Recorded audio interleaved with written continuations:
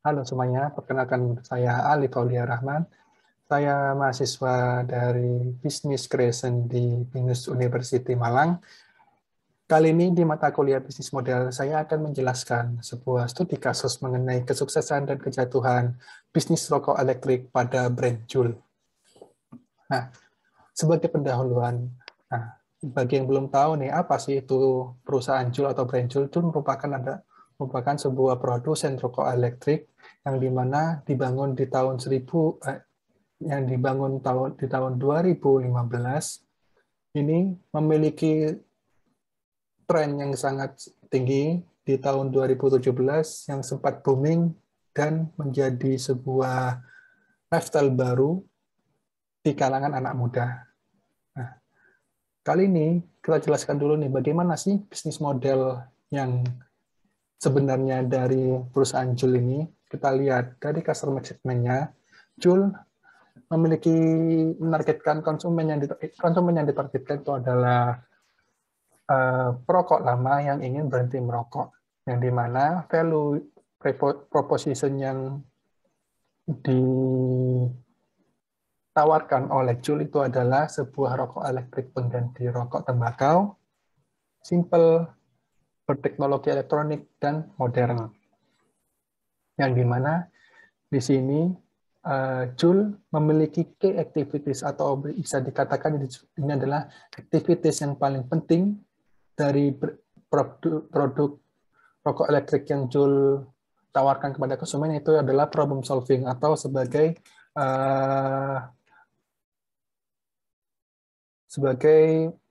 untuk menuntaskan sebuah masalah mengenai keinginan perokok lama untuk berhenti merokok. Nah, akan tetapi di sini terdapat realita yang sangat terbalik dari apa yang awalnya Juul tawarkan kepada konsumen. Yuk kita perhatikan di bisnis model kanvas selanjutnya, itu di mana di saat-saat Juul memiliki penjualan yang sangat tinggi di tahun 2017. Yaitu kita lihat di sini. Nah, di sini customer segment yang awal mulanya adalah ditujukan kepada perokok lama yang ingin berhenti menjadi berubah karena ternyata realitanya yang terjadi di saat itu adalah banyaknya pembeli ini bukan dari perokok lama, melainkan perokok baru dari kalangan anak muda. Bukan hanya anak muda saja, tapi pun begitu pula dengan perokok lama yang dari kalangan orang dewasa. Yang kemudian menciptakan value baru, yaitu menjadi sebuah tren baru, gaya hidup baru yang memiliki kesan keren dan modis. Nah, ini juga merubah key activities pada brand Juul yang semula adalah problem solving, yang dimana saat itu menjadi production, yaitu ketika itu karena permintaan yang sangat banyak, Juul memutuskan untuk memperbanyak produksi rokok elektrik. Nah, inilah penyebab awal penurunan performa brand Juul, yang dimana kita perhatikan ini adalah sebuah bisnis model kanvas ketika Juul itu pada fase-fase naiknya atau ketika performanya dia sangat baik di pasar. Nah, kali ini kita lihat ketika dia fall atau ketika dia performanya menurun. Ini terjadi karena banyaknya gugatan-gugatan dan pelanggaran yang dilakukan oleh Juul. Yang dimana ternyata ketika itu di tahun 2000, setelah 2017, banyak gugatan yang ditujukan kepada Juul. Ini karena ternyata terbukti melalui uji lab bahwa apa yang disampaikan oleh Juul awalnya itu merupakan Juul menyampaikan bahwa produk Juul ini adalah aman untuk kesehatan. Ternyata ketika diuji lab memiliki fakta dan bukti rokok elektrik Juul mengandung nikotin yang cukup banyak, dan ini berdampak buruk untuk kesehatan. Sehingga muncullah banyaknya gugatan-gugatan yang ditujukan kepada Juul, sehingga adanya kebijakan-kebijakan dari pemerintah lokal di Amerika Serikat yang istilahnya itu melarang Juul diperjualkan di beberapa kota. Ini yang mengakibatkan penjualan Juul menurun dan produksinya juga mulai berkurang. Nah,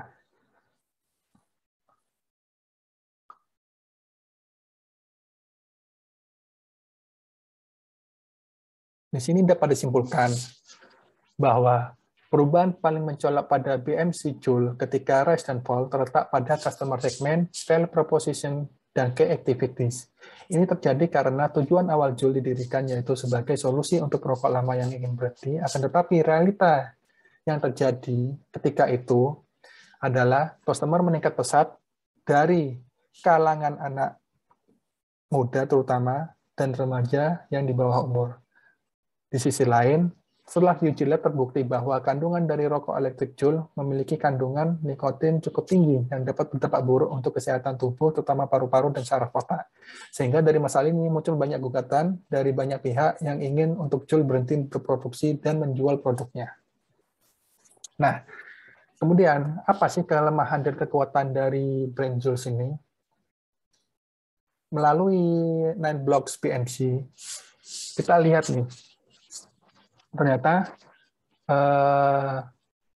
di masing-masing 9 blocks-nya, Joule memiliki kelemahan dan kekuatannya di masing-masing bloknya. Yang pertama pada customer segment, ini terjadi Joule memiliki kelemahan di customer segment karena ketidaksesuaian apa yang ditawarkan Joule kepada pasar. Yang semula adalah tujuannya diberikan kepada perokok lama, ternyata realita yang terjadi adalah banyaknya pembeli ini dari kalangan anak muda. Kemudian di value proposition-nya, memang dari segi Joule ini memiliki keunggulan mengenai inovasi pada bidang teknologinya, yang dimana ini merupakan masih rokok elektrik masihlah hal yang baru ketika itu, dan memiliki desain yang unik, simple, memiliki kesan modern dan modis, sehingga ini menjadi lifestyle baru yang membuat sebuah kesan penggunanya terlihat lebih keren. Akan tetapi, value proposition dari Joule ini memiliki kelemahan, yaitu yang semula adalah tujuannya itu untuk membantu perokok lama berhenti merokok, akan tetapi yang terjadi adalah rokok elektrik dari Joule menjadi tren baru yang menjamur hingga ke kalangan remaja, yang menyebabkan kenaikan pengguna rokok elektrik di saat itu. Nah, kemudian dari segi channels-nya, jika dilihat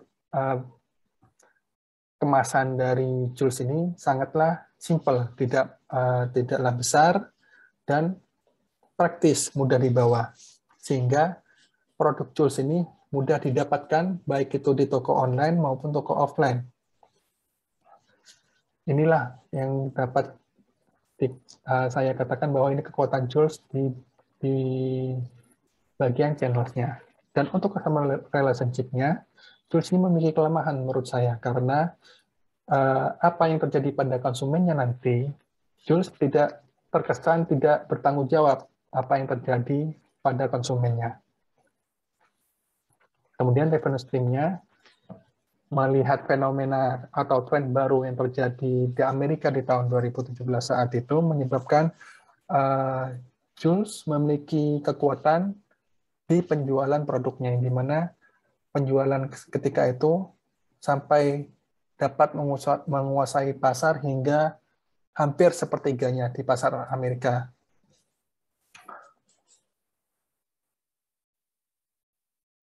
Nah, kemudian yang perlu diperhatikan di sini adalah selanjutnya adalah di key resource-nya.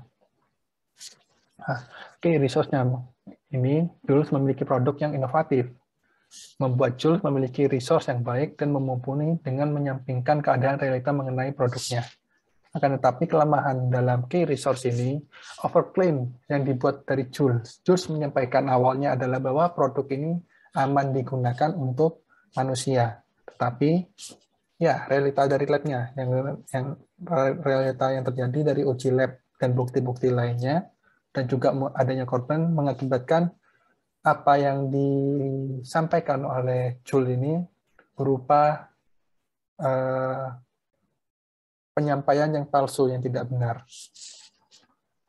Ini pula yang menyebabkan key activities pada Jules ini memiliki kelemahan, dan di mana tujuan awal yaitu untuk menyelesaikan masalah terhadap rokok, akan tetapi yang terjadi Jules meningkatkan jumlah produksi karena banyaknya permintaan dari anak muda. Key partnership.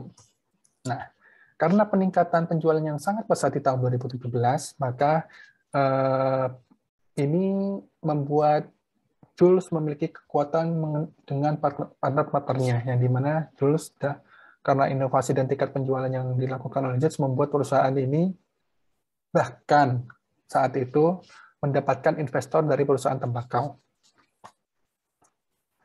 Dan di cost structure-nya, ini Jules memiliki kelemahan, yang dimana biaya ini menjadi fluktuatif, berubah-ubah.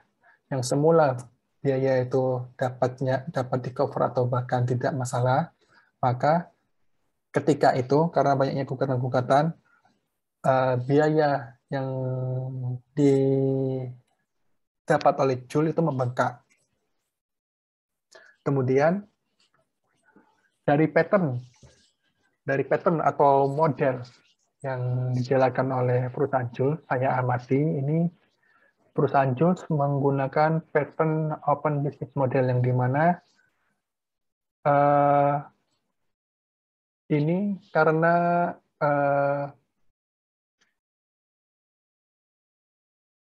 karena dengan mudahnya Jules menjual produknya baik itu online maupun offline dengan menyampingkan tujuan awalnya dan target awal, yaitu bahwa produk ini ditujukan untuk perokok lama yang ingin berhenti merokok.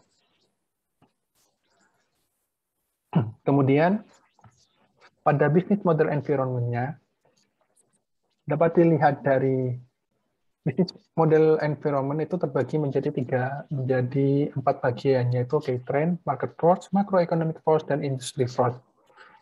Pada bagian key trend, isu terbesar dari trend Jules ini adalah regulatory trend. Ini karena dengan tercipta lifestyle dan culture baru pada anak muda yang menyebabkan penjualan Jules meningkat pesat. Akan tetapi, di balik itu terdapat masalah yang besar, yaitu pada kandungan produknya yang memunculkan banyak gugatan yang ditujukan kepada Jules untuk berhenti berproduksi. Kemudian, pada bagian market force, terdapat isu besar dari market Jules yang tujuan awalnya produk Jules ini ditujukan kepada perokok lama yang ingin berhenti merokok, akan tetapi yang tercipta market baru yang tidak direncanakan, yaitu anak muda yang mengikuti tren rokok elektrik. Kemudian, di macroeconomic force, market kapital di rokok elektrik Jules ini dapat masuk hampir sepertiganya, yaitu sebanyak 29%. Dalam hal ini dapat diartikan market Jules cukup besar dan menguasai pasar saat itu di Amerika. Kemudian, di industry force-nya, di bidang industri rokok elektrik ini adalah sebagai pengganti atau alternatif dari rokok sebenarnya, yaitu dengan rokok tembakau yang dibakar. Dengan tujuan dan manfaat, rokok elektrik ini memiliki tujuan dan manfaat yang lebih simpel, modern, berteknologi, dan lebih modis. Nah, kali ini saya akan menyampaikan mengenai value proposition dari Canvas.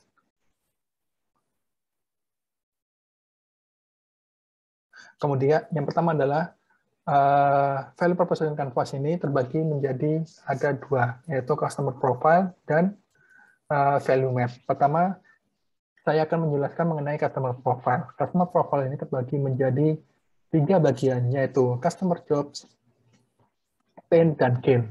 Nah, customer job ini adalah apa yang diinginkan oleh customer, yaitu customer ingin merokok ingin dapat merokok yang lebih simpel, tidak memakan tempat, maksudnya itu adalah produknya yang dibawa dia tidak memakan tempat, kemudian ingin mengikuti tren, dan juga lifestyle menjadi lebih keren. Ini sehingga dalam hal ini apa yang didapat oleh konsumen itu adalah konsumen ingin sebuah produk rokok yang praktis dan mudah dibawa, dan juga mendapatkan kesenangan dan kepuasan emosional. Dalam ini adalah karena rokok elektrik Juul itu merupakan tren baru dan menjadi lifestyle dan culture baru. Akan tetapi, yang tidak diinginkan oleh customer ini adalah dalam hal pain, bahwa customer tahu bahwa rokok itu memiliki dampak buruk untuk tubuh. Yang selanjutnya yaitu value map. Value map terbagi juga menjadi 3, yaitu yang pertama adalah produk atau service, Yang kedua adalah gain creators. Yang ketiga adalah pain relief. Nah, yang pertama, dari produk ini, yang dari Juul menawarkan produk berupa rokok elektrik, yang dimana rokok elektrik ini memiliki sebuah rasa yang berbagai macam, dan memiliki sebuah tawaran bahwa produk ini simple, mudah dibawa, dan memiliki kesan yang modis serta modern. Sehingga gain creators-nya ini, yang pertama adalah desain yang simple dan keren, mudah dibawa. Yang jelas adalah seperti produk Juul itu bentuknya simple, desainnya simple, dan memiliki kesan yang keren. Kemudian produk yang portable dan mudah dibawa. Kemudian pain relief-nya ialah Juul membuat klaim bahwa isi kandungan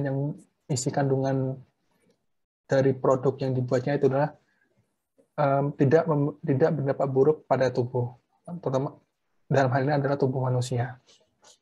Kemudian dari customer profile dan value map, saya padukan, ternyata realitanya antara customer profile dan value map terdapat adanya tidak kesesuaian. Dalam hal ini di value map mengenai isi kandungan yang tidak berdampak buruk pada tubuh. Realitanya adalah klaim yang dibuat oleh Juul ternyata tidak terbukti kebenarannya. Telah ada fakta bahwa telah ada korban dari anak muda yang sakit dan harus yang dirawat secara intensif di rumah sakit. Sehingga dalam hal ini, pada dasarnya customer profile dengan value map pada brand Juul ini bisa saja cocok dan sesuai jika terbukti nyata klaim dari Juul mengenai keamanan produknya. Yang menjadi masalah dan ketidaksesuaiannya adalah klaim yang dibuat oleh Juul terbukti tidak benar dari hasil uji lab yang menunjukkan kandungan nikotin e-cigarette Juul yang tinggi dan telah adanya korban anak muda yang sakit akibat sering memakai produk rokok listrik dari Juul. Nah, kemudian nih yang terakhir, apa sih yang dapat dipetik pelajaran dari analisa rise and fall dari perusahaan Juul? Fenomena yang terjadi pada Juul sangatlah disayangkan. Pada awalnya memiliki tujuan yang baik dan memiliki klaim bahwa produk Juul aman untuk kesehatan tubuh, akan tetapi realita yang terjadi sangatlah berbeda. Dimulai dengan kesalahan marketing Juul dengan menggunakan model dan influencer yang terlihat dari anak muda yang menyebabkan konsumen Juul yang seharusnya paling banyak yang menyebabkan konsumen Juul paling banyak dari anak muda perokok baru yang ingin mengikuti tren. Dan pada akhirnya timbul masalah besar di mana telah ada korban dari anak muda yang sakit akibat dari penggunaan produk Juul. Maka dari hal ini, menurut saya, Juul harus memperkuat lagi value dan positioning dari produknya, serta tidak melakukan overclaim untuk menarik perhatian konsumen yang jauh dari kebenarannya. Nah, itulah analisa saya mengenai rise and fall bisnis dari brand rokok elektrik